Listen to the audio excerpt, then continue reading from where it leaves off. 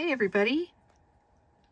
Today I am coming to you with a video collab that I'm doing with Marna at Dolls Rescued. I don't remember if other people are joining in, but what we did was we took this pattern for 14-inch dolls here, S9415, and you can see it says that it fits dolls that are for 14 inches.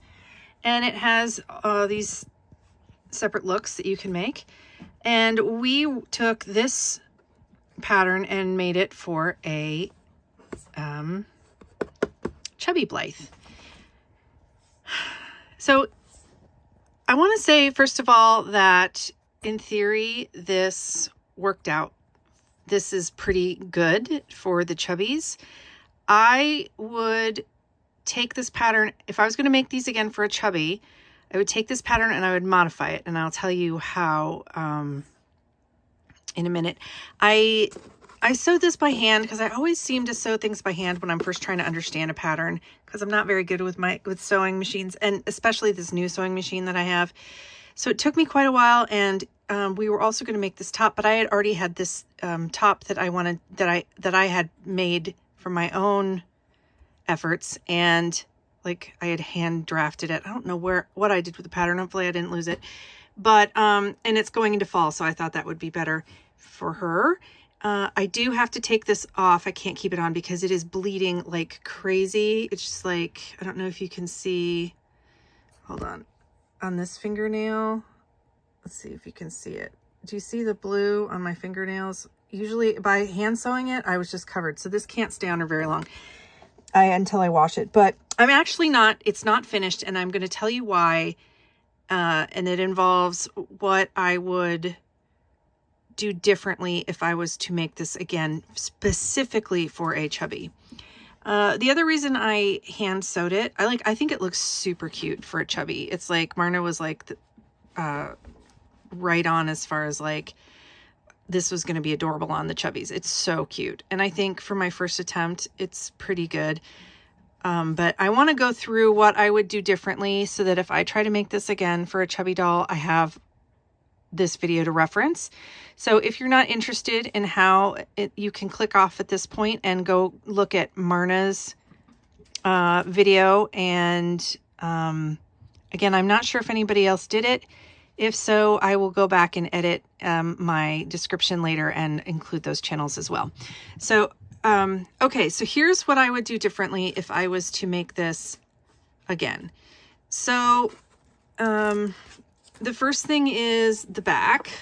Hopefully her head might fall off because it's not attached, because I'm still trying to fix her neck situation. I realized after putting these on her that if you just sew it closed, it's like a perfect fit. In fact, it's a little bit too tight. This is a stretch fabric, and it's not quite, because of the waistband and stuff, it's not stretching like I was hoping it would, so it's a little tight with a shirt underneath. It literally fits her like a glove. And I did not pin these down because what I realized, or I mean, I did not put the snaps on this because they don't have you turn the end over in and finish the end, which, or maybe they did and I missed it. So what I would do is I would take, and we don't need all of this length, right? So I would take the pattern and I would say to finish one end of it. They also, okay, let's start with the straps first. These are the things I would change. You make a tube and you're supposed to turn it inside out, but it's really narrow and it's only 1/4 of an inch. And I had a really hard time with this fabric getting it turned the way they wanted me to. And I thought, well, this is ridiculous. I'm not going to do this anyway.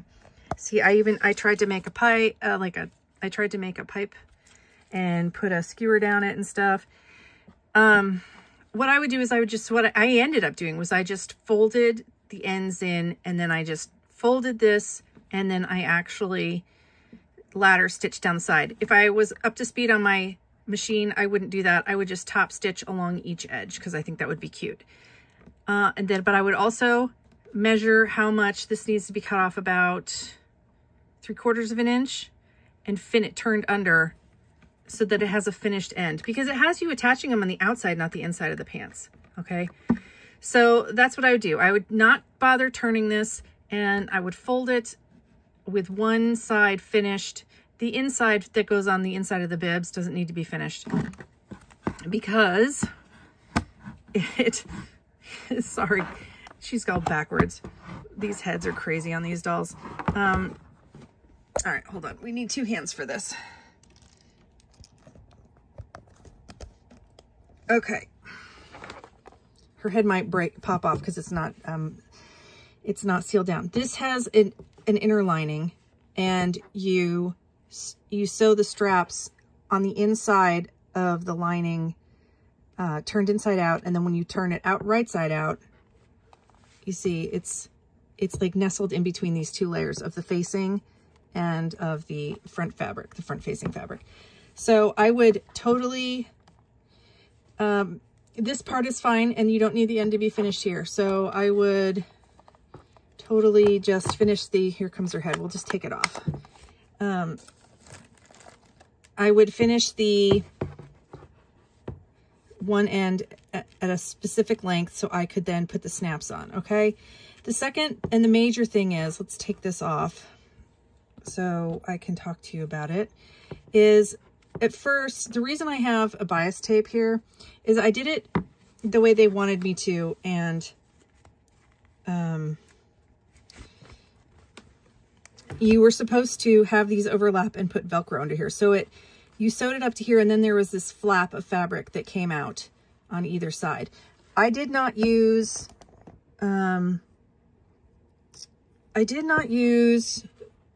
glue, fray check, and my fabric was fraying like crazy, and so I had to encase it. And it's already coming kind of out. And then I realized when you slide this up the body, you don't need, you could actually, it fits her kind of perfectly. So you don't need, here, I'll show you. It fits her perfectly. You don't need a fastening to pull them up. So what I would do is I might cut this a little bit bigger on each side and either just leave it like this, like so that it's, you know, fitting her perfectly, because you don't need Velcro there. It's not gonna, what's gonna hold it up are the straps. So you could just close this up, or you could maybe make it a little bit bigger and then put a little bit of elastic right back here so that it has a bit of a give. But the thing is, if you do that, then you would also need to adjust the waistband. So because this, the top here, which this, I don't also like this method, it is, you attach the pants to the bodice with this waistband. The thing I don't like, I shouldn't call it a bodice, it's a bib. The thing I don't like about that is you sew it on the outside and then you flip it up and then you top stitch it, which is fine, but then you end up with this raw edge. So I probably would do, like you finish this all the way around, top stitching this together, you sew it together, flip it, and then I probably would not do that. I would probably do it like I do dress bodices, where I do not, I would only sew it across the top and I would leave the sides open so that I could then fold this into, like I could put this on the outside and cover that up. But that does not allow you to cover up the raw edge of the waistband. So I have some constructions issues. I don't like the, and it tells you to press up before you top stitch. I think it looks okay on the outside with the waistband and stuff, but I don't like the finish on the inside. So I'm wondering if you even need a waistband, honestly. You could just,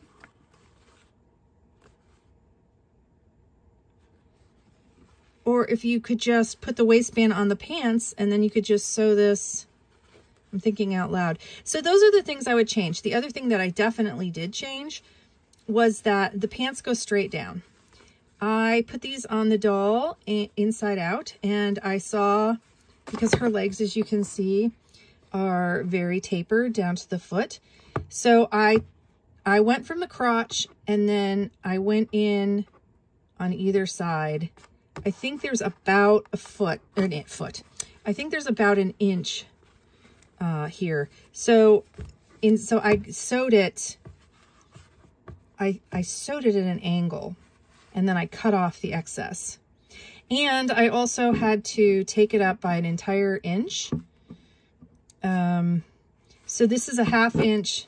This is folded over twice, but I took it up by an entire inch to get it to be the correct length. So those are the adjustments I would make if I made this again. I would just try sewing it straight up. I would probably do something different with the waistband. So that I could hide the seams in there. Like I think the pattern pieces are right, but maybe I think some of the thing is too that you're doing it all by hand, this machine, and they don't. Since you're doing it all by machine, they're trying to make it easy for you, right? But so I think with a little bit of a mix between hand sewing and the machine, you could get something a little bit nicer of a finish on the inside and stuff. But overall, I think it's a super cute pattern. I did not try this on, I should have tried it on a 14-inch doll before I narrowed the legs, but there's no way I can get it on a 14-inch doll after I tapered the legs down. So would I make this again? Yes. Do I recommend this pattern? Yeah, it's a pretty decent pattern for your 14-inch dolls. But again, those are the things I would change. I really don't like any kind of pattern where you sew up and then you're supposed to, so it had a strange curve here and then it jutted out like this. I don't like any patterns to do that. And they're like, well, you could sew around the edge, like with a zigzag stitch, but it always leaves the fabric, some point in the fabric, weak and subject to tearing and fraying. So I think, yeah, I would definitely do something a little bit different. I'd work out something a little bit different. I'd modify the pattern, take the pattern and modify it.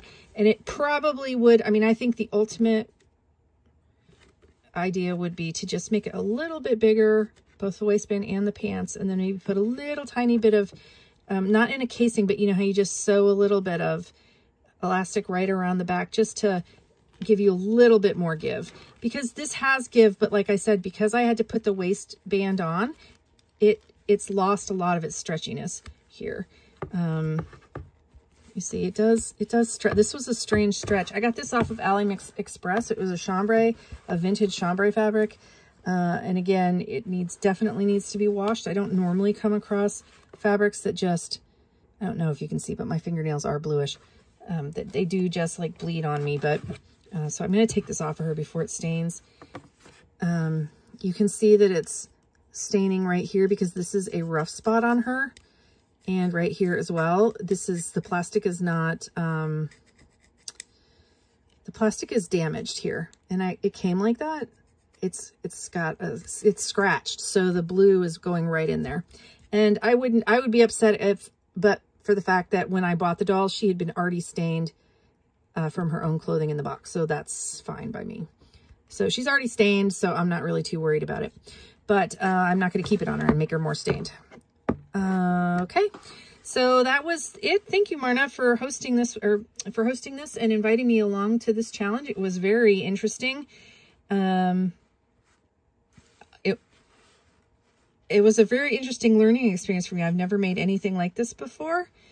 And yeah, as usual, I find these patterns very interesting because I would just do things slightly differently if I was making them.